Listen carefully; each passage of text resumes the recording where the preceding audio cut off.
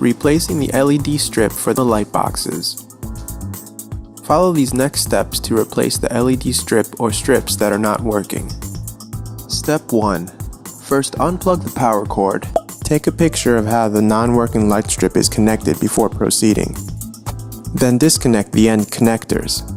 Next, unscrew the fasteners holding the light strip in place. It is okay if the fastener nuts come off and fall into the frame channel. Step 2. To install the light strip, first loosen the fastener nuts enough so that there will be a gap for grabbing the frame channel edge.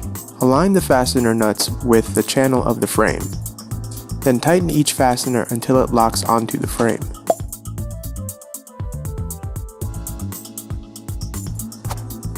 Reconnect the end connectors and plug in the power cord. Your light strip replacement is complete.